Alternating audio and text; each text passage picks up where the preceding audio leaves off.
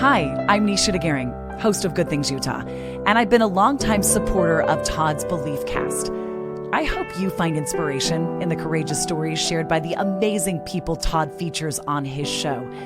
The guests serve as shoulders for us to stand on, allowing us to see a little further and cultivate belief in oneself. Remember, you have the dignity and power to change. I encourage you to keep striving and believing in yourself. Enjoy today's podcast.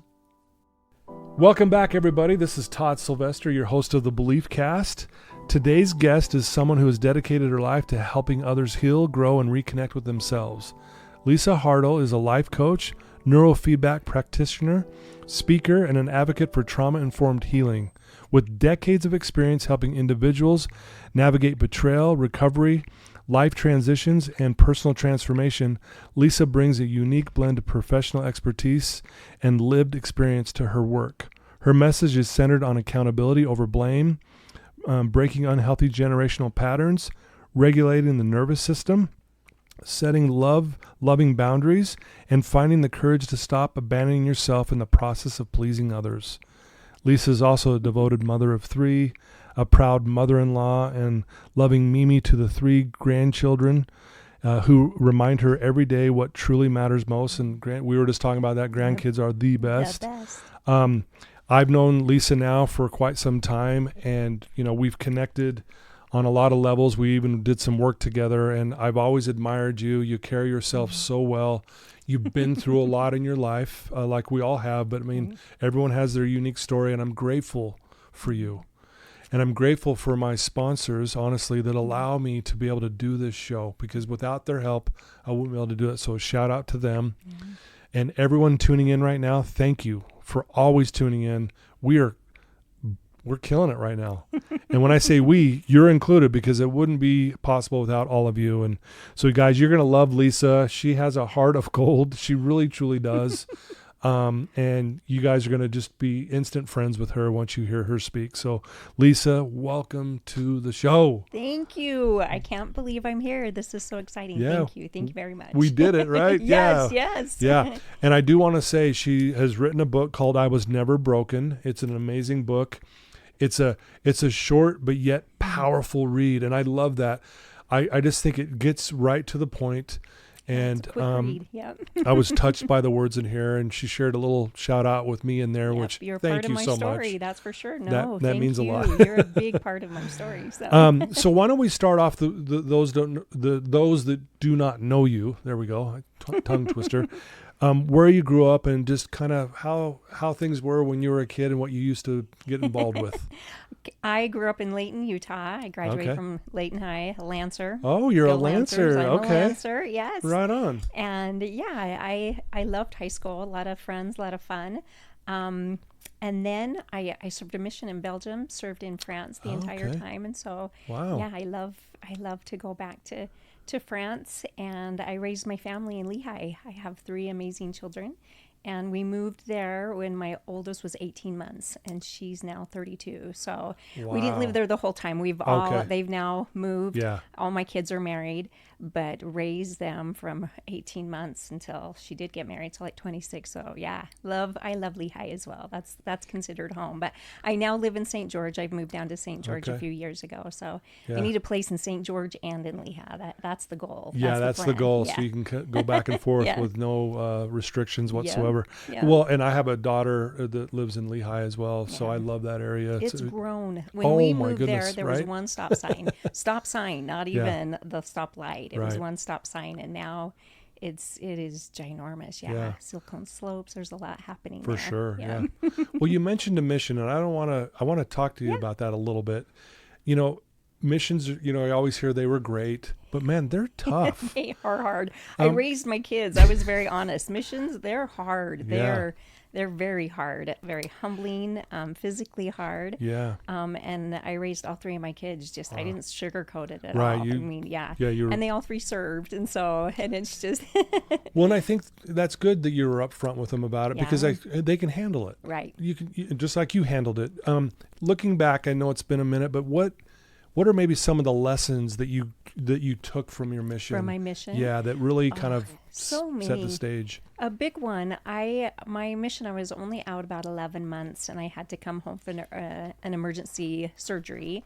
And that has always bothered me. That was kind of heartbreaking to me to come home early from my mission, but and had some shame around that, and just it was hard. I mean, But while I was there for the 11 months, I learned that you can truly get along with anybody. I mean, you're paired with companionships with that you would probably in no other place be friends with these people, but they become your favorite people on the planet. It's just, and it's such a good lesson that, I mean, they give us opportunity on missions to be paired up, but we can do that in our own lives as well. Even people that we would never imagine that we would stay up late gut laughing with, but just, that's what happens on missions. So I loved my mission. My son and I just went back.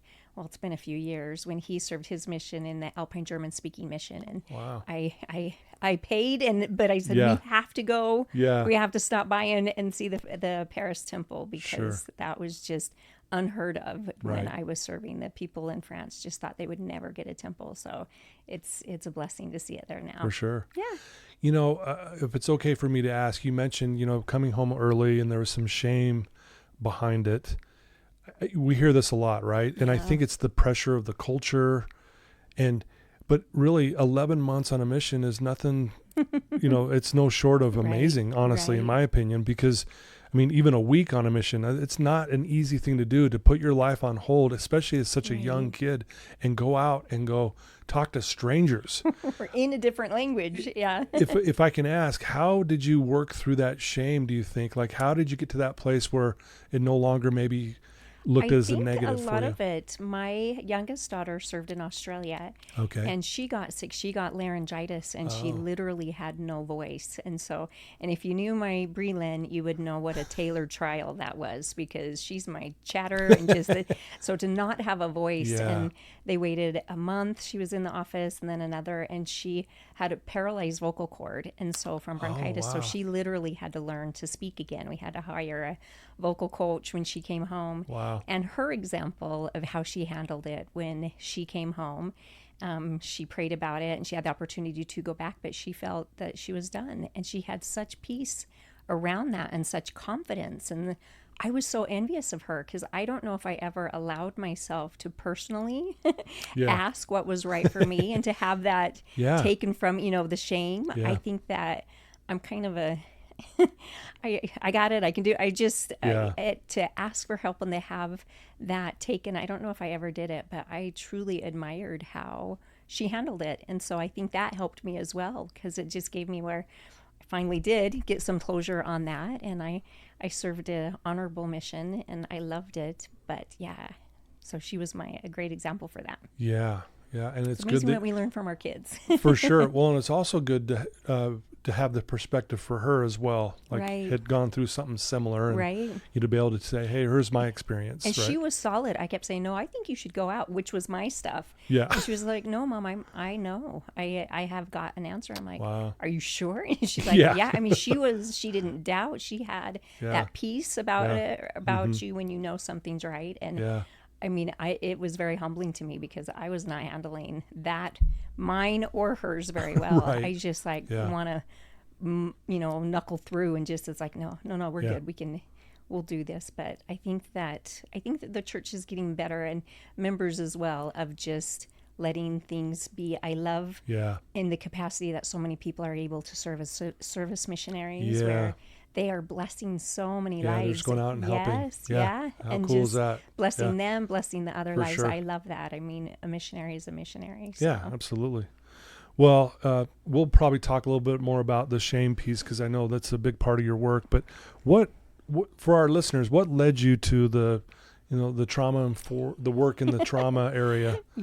I know that's a big question. And it really was an experience. It was, after empty nesting, my two oldest kids got married, and my youngest daughter, she had moved out, but I had 3 weddings in 3 years, but it was before she got married, and I struggled with empty nesting. I used to make fun of people that struggled with empty nesting. I'm like, come on, it's not that, but I missed my kids so bad, and I hope they don't hear this. I mean, because I tried to play it cool, like, right. you know, yeah, I was just like, I'm fine.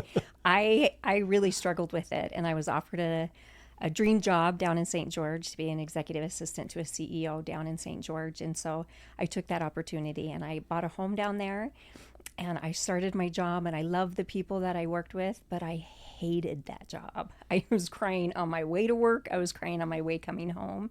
And during that time, I developed severe anxiety where I had never struggled with anxiety. Right. So any of your listeners that struggle with that, my heart goes out to them, because it's a doozy. I would wake up in the middle of the night in a full-blown anxiety attack, and I'm old, and I didn't want to do talk therapy, and I didn't want to do medication. I mean, talk therapy, I've talked about it all. It is what it is at this point, right? Yeah. It's just like, but I knew I needed relief, and that's when I found neurofeedback. And from my first session of doing neurofeedback, I never had another anxiety attack. And That's I believe amazing. for me, I'd only struggled about 3 or 4 months. Okay. So the dysregulation wasn't super deep. Sure. I'll work with women that have struggled 30, 40 years, and it'll take some time. some multiple sessions to just get down in there. And during that time, and I believe that because of the neurofeedback, I thought I broke my brain, and I started... I just started having, I can only describe them as like short little movie clips of scenes of my life. Okay. And it was just, it was so, I can't think of the word. It was just so, annoying and just, I can't think of the word, but I intuitively started writing them down. There were 5 events, and I wrote them down. My thought was, if I can get them out of my brain, then these will stop, and I'll be able to have some peace from this. But once I got them written down, it was obvious that they were just 5 experiences of my life that I must not have processed or healed.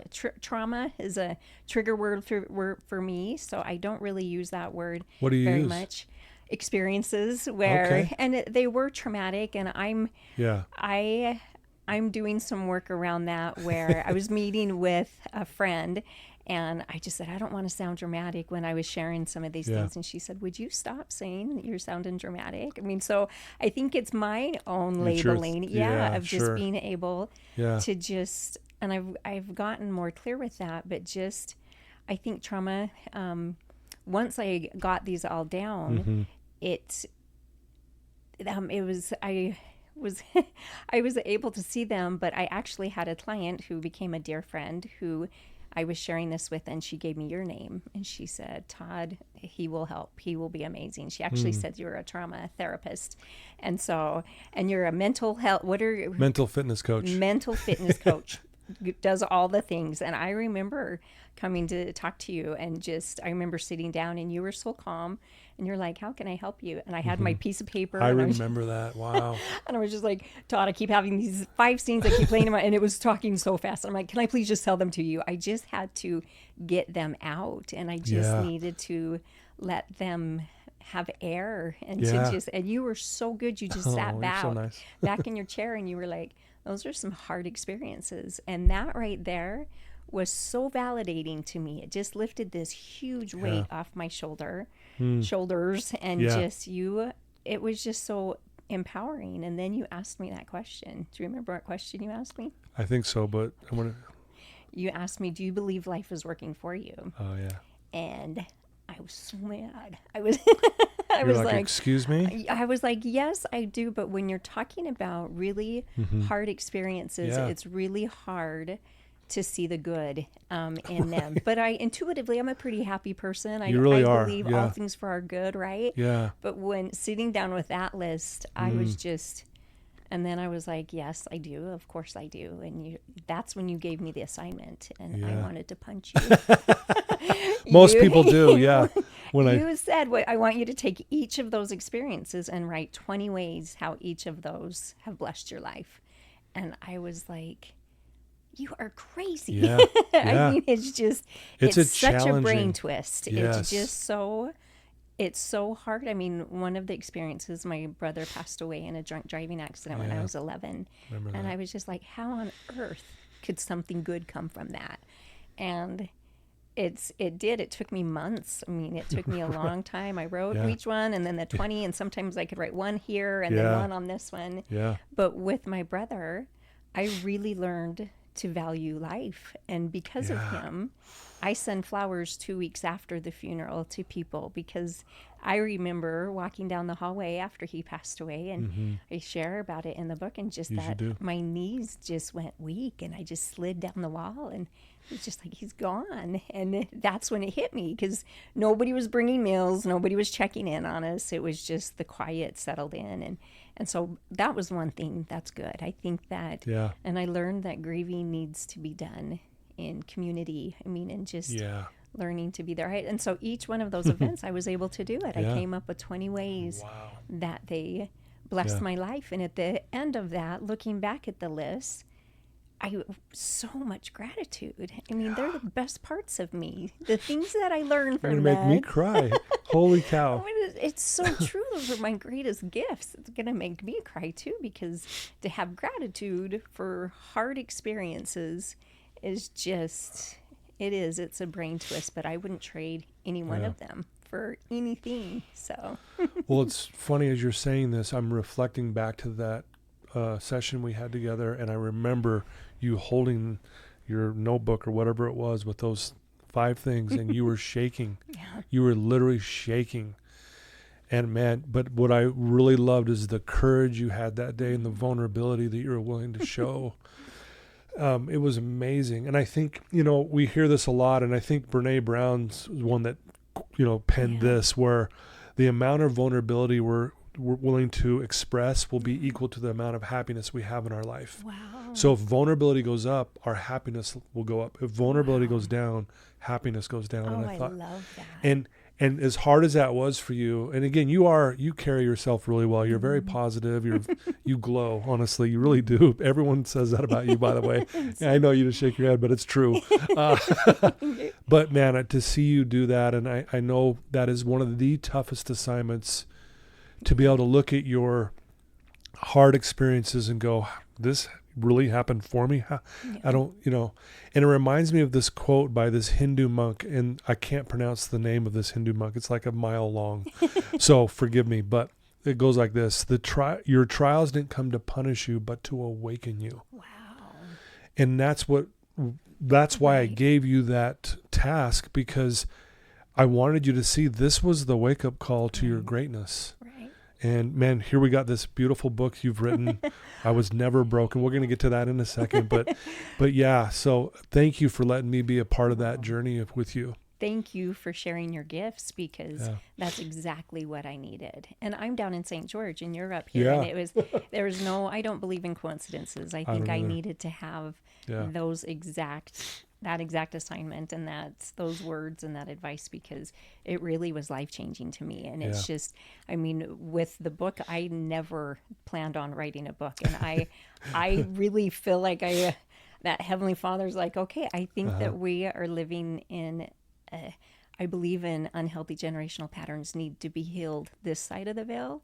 And I think that there's work that needs to be done here and now. And I think chain breakers are being called and being asked to do the work, to heal their families, and they'll heal generationally up and down. So I love what you said, chain breakers. Right. Ooh. Yeah. I love that. I've always known I was a chain breaker. I love that. My dad struggled with alcoholism, and it's just from a very, very early age, it was not going to affect me or my family. Very early. And that's what fascinates me, is how we repeat these patterns that when my brother died in a drunk driving accident, I was like, knucklehead, why are you drinking? We saw what that did to our family, but it's what we do. And so that's where my hope and my motivation, this is not to point fingers or blame. This is to give the next generation tools to be able to end generational patterns, to be the ones to say, this ends here, this stops here. So. And I was told once, because I guess I'm a chain breaker too, because, my family has a long line of addiction and things like that. And I'll never forget, my mentor said the same thing to me, but he said it like this. He goes, if you change, you're going to change generations because of the change. Right. But then he looked at me and said, it's going to be the hardest thing you've ever done. I was like, huh? I go, I didn't want to hear that. Well, and I think that a little bit, my dad was the same way. At the end of his life, he was able to beat it. He was able to beat his addictions, and he worked in the temple. We're members of the Church of Jesus Christ of Latter-day Saints. And so I think for so long, that shame kept me silent, where it's like, Dad's doing so good now, don't mention this anymore. But for the first half of my life, his drinking was really traumatic. I mean, there were some detrimental things that you just shove and stuff and you don't talk about it. And it's just, my dad has passed on. And I feel him stronger now saying, no, shares. And because he was able to break it. And so he's the OG, he's the original chain breaker. But my family, my kids never knew what it was like to have someone come home drunk or to wonder. I mean, they had no idea. They didn't even see no idea. No idea. Chain breaking can be kind of a lonely place too, because you don't really fit in. I think it is lonely. Because I went through the same thing. I felt alone. Yeah. You know, here I am doing something completely different, raising my kids differently and this and that. So you can be a lonely place. And even your kids that you're doing it for don't understand. They don't have a clue. There's no concept there. They were like, which what? is the point. That's why we did it, right? I mean, that's where the work is. But still, it's just like, it will all work out. Well, I love that. Thanks for sharing. That was really powerful. You know, you in your work, you do a lot of talking about, with your coaching and training and stuff, about accountability over the shame piece or the blaming. Yeah. Would you mind elaborating a little bit more on that? Because I think our listeners, will really benefit from that. Yeah, I was talking to a client the other day. I mean, she has some trauma and she's really angry at this person. And it's like, once you are aware of your trauma, it's yours to heal. That person, the abuser, nobody can heal that for you. No matter, even if you get the apology. Yeah, even they say sorry. Yeah, even if they spend the rest of their lives trying to make it up for you. Healing and that accountability. That's why in the book I call it 1,000% accountable. And I had a client I used to run a group, and she would make so much fun of me. She's like, 1,000%. I'm like, the reason why I say 1,000% is because sometimes something's done to us that we did nothing wrong. Yeah. And our 100%, it's more than that. It's outside of our realm. Yeah. And so it's a little dramatic, but it's 1,000% accountability, because you're responsible for your healing. You're responsible for your joy as well. It's like the magnitude of it. It's 1,000%. Like this is your gift to work on. Here, let's go. And sometimes it's not fair. I mean, sometimes when people are like, well, they shouldn't have, or they've done that to me or whatever. It just, there are some really unjust things that happen where that's where that brain twist comes in of doing the work for yourself. And I mean, forgiveness truly is for yourself, not the other person. It really and is. So that's accountability. I think there's so much power in being accountable. And I think there's so much victim mentality. Like, I hate this saying, I have a love-hate for hurt people, where I'm like, I feel like that's a permission slip, where it's like, I got hurt so I can hurt her. And it's like, no, hurt people can heal people. And it's just square your shoulders. This isn't your... I love that. Well, we all have hurt. Right. So you're right. Does that give me the green light to go hurt someone else? Well, I'm hurt too, so I'm going to hurt you. And there are so many people that really do kind of carry that chip on their shoulder where, this happened. So, and I don't have much patience for that. I think that we are meant, I think a lot of times we'll go through experiences that we can learn from, and to turn around and to lift someone else up. It's exactly what you've done with your life. I mean, you're so good at, I learned these lessons. Let me turn around and lift someone else. Yeah. I mean, I call it walking them home. I mean, let me walk you home. Yeah. Wow. Dang, powerful.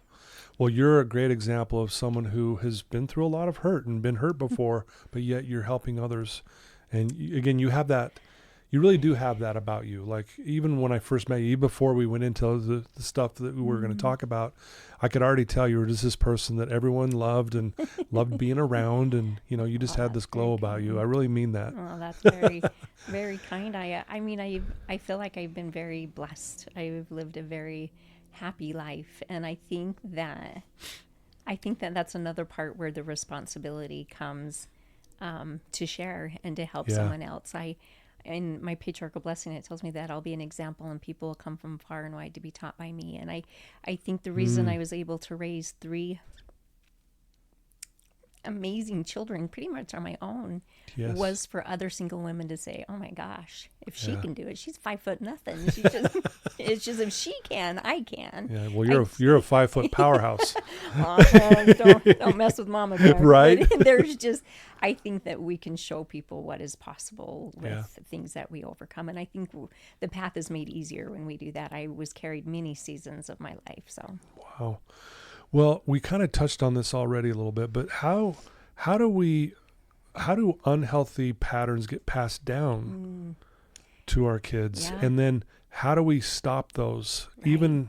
Because again, the last thing we want to do as parents is hurt our kids in any way. Right. We don't purposely want to do that stuff, the right? last part of the book was just the 5 steps. And the first one is to be aware, which I know that people will just go, all right, Einstein. I mean, it's so obvious, right? It's just like, be aware. But when you're part of that family and you don't realize that things are different out in other homes, or you don't realize the dysfunction that you've been living in, to be aware of that, you're halfway to heal it. I mean, you're halfway to recognize it. Right. And then the second one is self-aware. I mean, the example I use, and it's an obvious one, was my dad. I was very aware that alcohol did not mix well with our families. I mean, my dad was a mean drunk. He was a great man, but he was 5'7", 97 pounds when he graduated high school, and he had red hair. We're talking short man's complex and a fiery head. Yes, he had this anger, and then but such a good man too. Sure. But alcohol just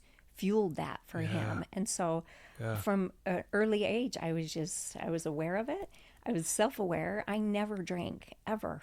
And it's just, he made that very easy for me. In my life and my family, we don't do well with that. So I drink enough Coke Zero to be able to, there's my addiction. But there you go. It's just, So I think, I hope that answered your question. No, it does. Yeah. Okay. And there's so much to talk about, because your book, again, I love the simplicity of it. You even said it's an easy read. Well, but you said, the awareness piece. Yeah. It's like, hello, right? That makes sense. But I think sometimes, and I want to hear your thoughts on this. When I meet with some clients, their problems are big, right? But they're looking for like a really complex answer to their problem almost. Right. It's like, but when you tell them, no, it's right here, this simple little thing, here's the answer. Yeah. They fight that. Why do you think that is? Gosh, I'm sure I've done that I'm not sure. I think sometimes simplicity it's too simple, where it's just like, really? That's because the next step is humility and grace, where I think that, and maybe that's why we make it so hard, is just something to be able to understand other people, and to maybe understand their wounds, and to maybe not judge. If I lived the exact same as someone else, and I had the same tools and the same life experiences, who's to say that I wouldn't make the same choices they did, right? I mean, there's no judging. You can't. I mean, we all have had different life experiences. That humility it kind of evens the board. It kind of makes us all the same. I'm not really answering your question with You're doing good. No, you're good. I like where you're going. I think that comes, and then if it's bigger, the humility and grace, that's where I think grace is a gift from our Heavenly Father, Christ, where when it's too big for us, where we can literally, and I had to learn this one, literally say, I can't do this one on my own. Yeah. So, and it's just, and there is power that comes with that, to be able to, that's where the grace comes in, but it's required with the humility of just not for sure that judgment. So I didn't even answer your question at all. No. Well, no, I think you did, but I would, it reminds me of the story in the Bible of the Moses and the brazen serpent, where everyone got bit by the poisonous snake, and he said, all you have to do is look at this and you're going to be healed. You're like, no, everyone's like, what? And I think it's human nature for us to like, it can't be that simple. You don't understand. I've got poison in my body. You know what I mean? I can't look at that and that doesn't make sense to me. But I think sometimes that does trip us up. And again, my point of bringing this up, Lisa, is your book. I mean, it's so beautifully written, and it really just gets to the point. There's no like guesswork. Oh. And I think that's what makes you good at what you do. Well, thank you. Yes, very. And you answered that question way more beautiful than I did. So, but it's just, I think you're right with that, and it makes me think of when I was a single mom. I was way more empowered to ask for blessing, especially in my prayers, and just because I was confident to say, my kids need this. And it's just, but when I became an empty nester and it was just me, that was really hard for me. I had to learn that whole journey of the simplicity of asking. And I want to take a moment to express my heartfelt gratitude to the incredible sponsors of the Beliefcast podcast. First, Craig from Craig Swap and Associates. If you need an attorney, he's your guy. Trustworthy, compassionate, always there when you need him most. Next, Wasatch Recovery, the greatest university on the planet, transforming lives one day at a time. Sandy from Minky Couture, the creative genius behind the most comfortable blanket you'll ever wrap yourself in. Comfort like no other. Special thanks to the award-winning pianist Paul Cardall for his beautiful music that brings inspiration to every episode. And having the faith and the trust to receive the answers, because that's been a whole journey to me, because I was a confident mama where I was just like, okay, you need to help me with this. She's struggling with friends. It was just, but that left with my kids, where I think that that's some of the gifts that comes with being older and empty nesting, is just learning how to be whole, just as your own. A friend asked me, she said, what's your answer when someone says, what is wholeness? And I said, wow, I think I'm in the process of discovering that. I'm right now, because I'm learning little bits about me, but so, and confidence to be able to think, just me, little old me, I deserve that as well. And it's just, learning that it's been a journey. I love that. I mean, you're obviously a woman of faith. You wear it on your sleeve, which I admire so much. Talk about how that has played a role in your life and even into the work you're doing today. Wow. That's a big role for me. My parents they divorced when I was 11, and they all left the church. And I just kept going to church, little 11-year-old, all by myself. I liked how I felt at church. But could you imagine just the little kids walking on in, sitting down, and just going to my classes? I could see you doing that, actually. That doesn't surprise me. I was even shorter now then, that I know you, it doesn't surprise me at all. It was and I'm so grateful that I did. It has been a complete bedrock for me. It is my foundation, and I am so grateful to have that. I don't know how, and I know a lot of people, but to raise a family without the gospel, and for me, it was such a blessing. It just makes life easier. Any faith, I think, will make our lives easier, and it's just, it's like knowing you have this friend that's got your back at all times, everywhere and anywhere. Yep. You can talk to this friend at any time. It's one of those, darkest hour friends. Yeah. When you're at your worst, you can reach out. And again, I bring that up because I really do admire the way you carry yourself and live your life around your faith. I think it's amazing. Oh, and it's one of those where I'm like, I'm kind of selfish, because it makes my life so much easier. I mean, it's just like, I'm like, well, thank you, but I'm kind of a smart person where it makes my life easier. And so, but I'm very, very grateful for that. I think we all need things to believe in. Yeah. Well, I want to talk a little bit about your book. Okay. And let our listeners know kind of what went into this.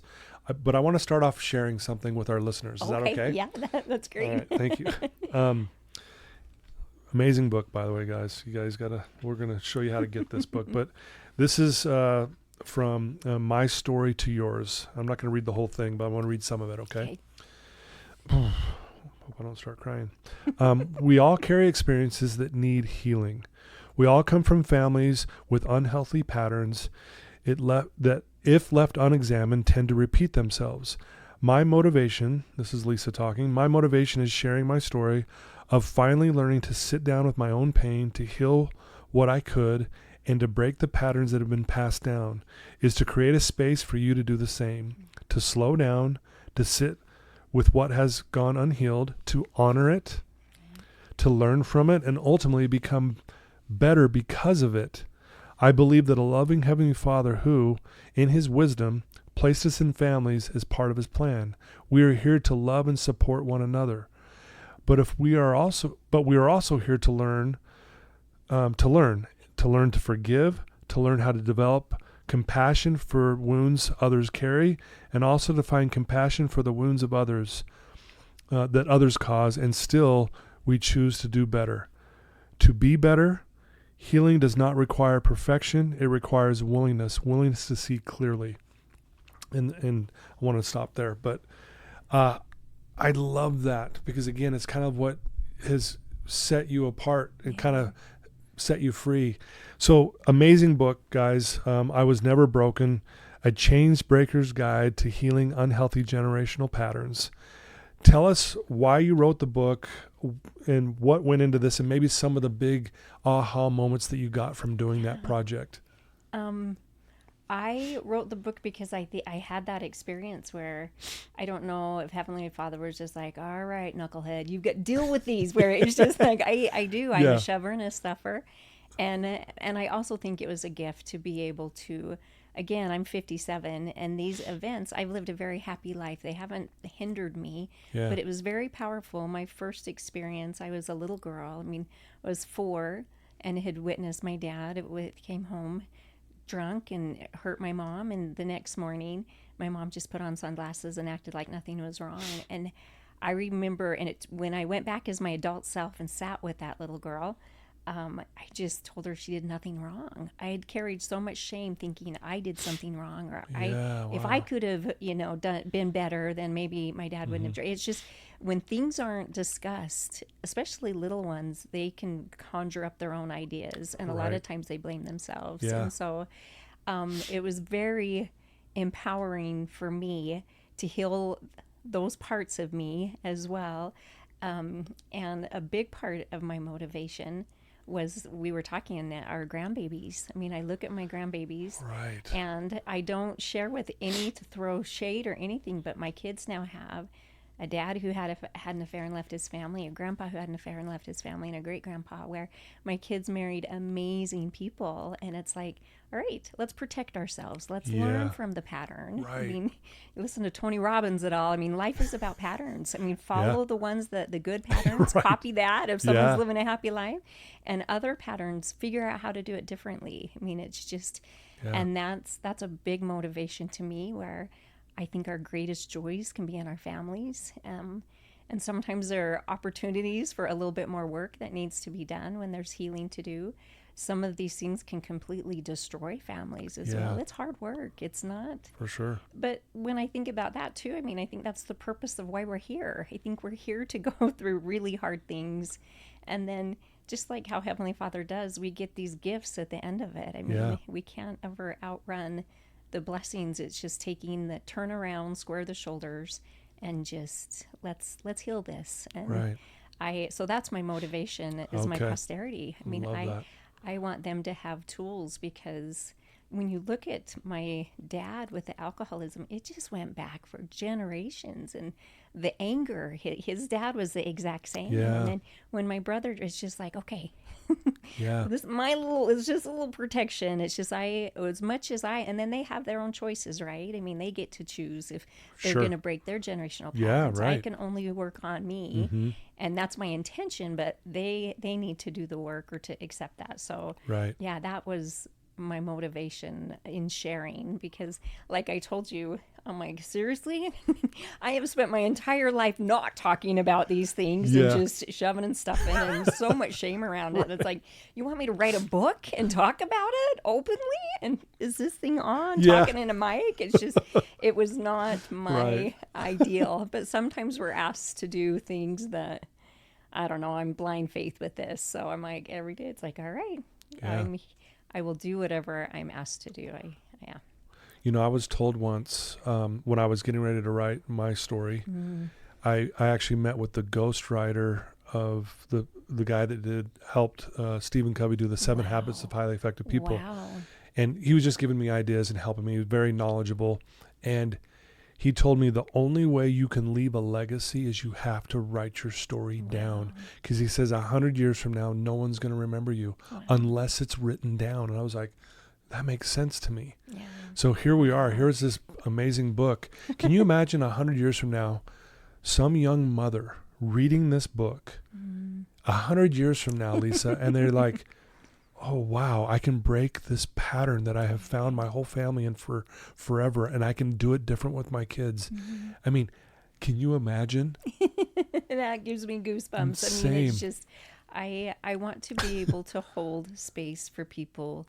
I think our parents, I mean, they didn't talk about things at all. Ever. I mean, Yeah. Mine didn't. Mine and it's didn't, just, it was just swept under the rug. And I want to hold space, not to throw shade, not to point fingers, Right. not to no blame. Everybody has their own wounds. I mean, I did a 7-day silent retreat, and on day 3 of swearing and all my annotations and blaming and pointing fingers, day 3, you finally are like, oh, I understand why they would do that. I mean, you just see their history, and it's just, and then the compassion for what they're carrying, and it's just, that's where the healing comes, that it no longer affects me. And just to say, I send love, you go fix you, but just no longer of that anger. And it's just, I hope that it will give space for people to be able to, first of all, be aware of if anything is unhealthy, and then the self-aware. That's the hardest one to say. Right. I mean, I've had a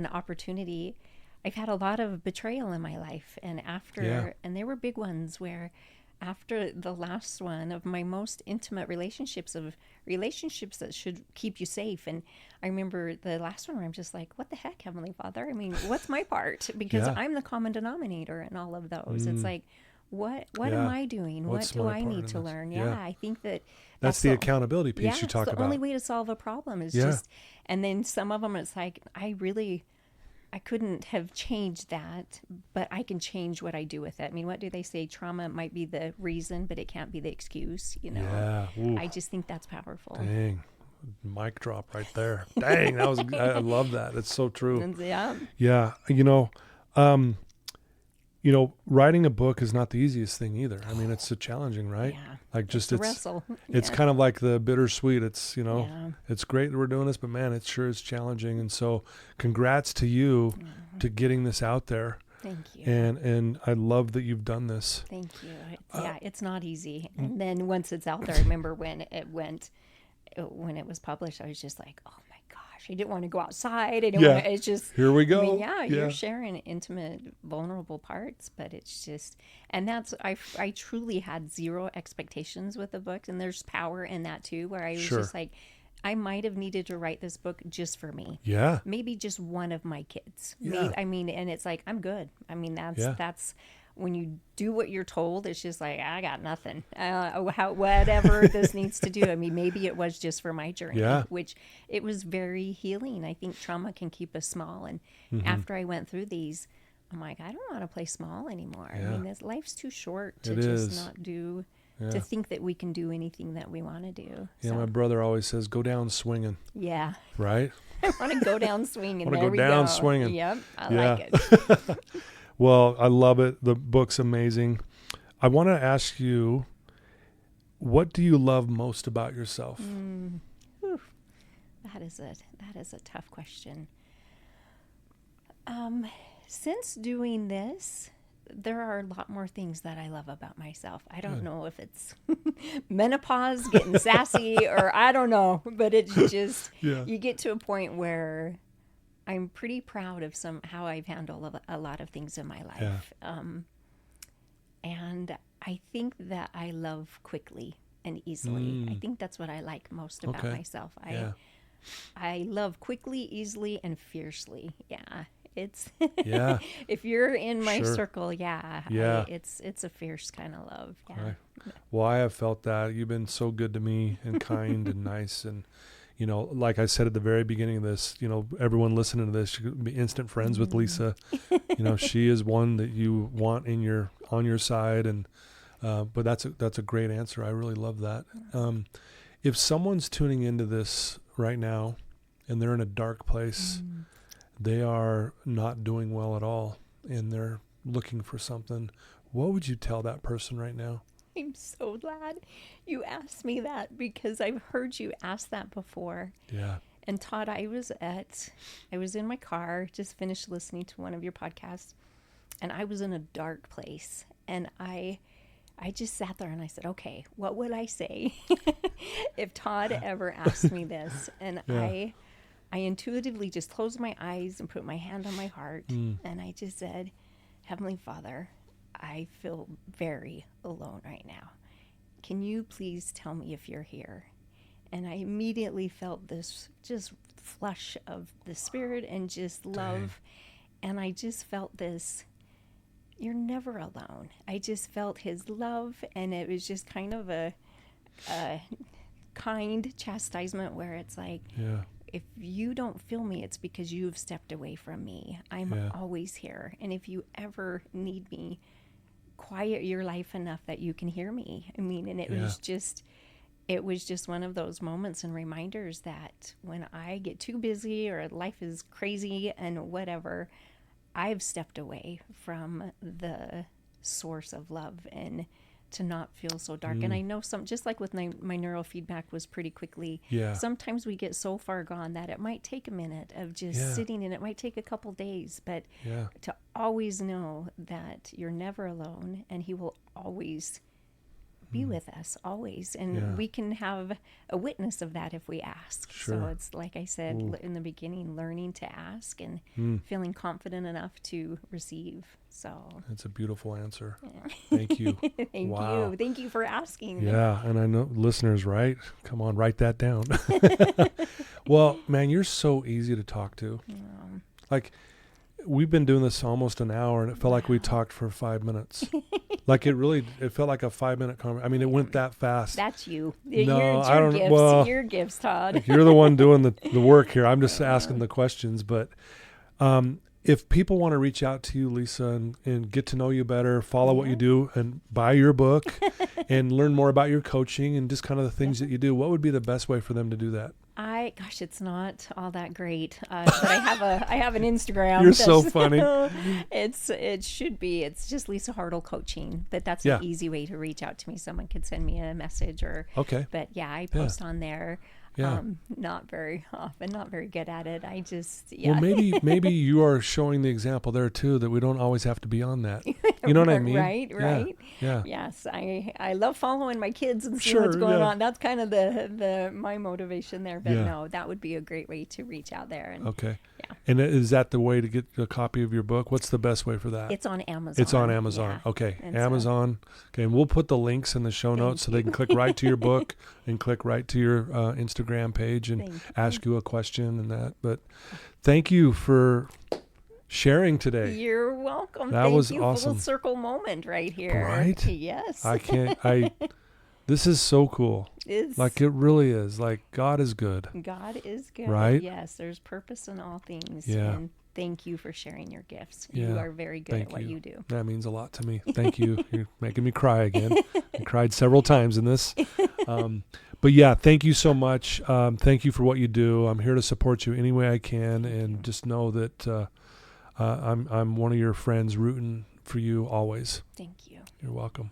Back at you. Okay, thanks. Well, there you go, folks. Lisa Hartle. Please get her book. Click on that link that you see. I Was Never Broken. Click on that. Order the book. Give it to your whole family.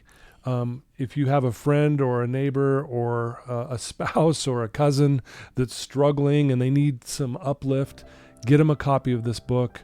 Reach out to Lisa, ask her a question. Like she said, she'll definitely respond and help any way that she can. She's that type of person. But I love you guys. Thank you for tuning in. Again, thanks to my sponsors. You guys are the best. I could not do this without you. So thank you for supporting this. It means the world to me. And everyone listening, I love you. I freaking love you. I really, truly do. Till next time.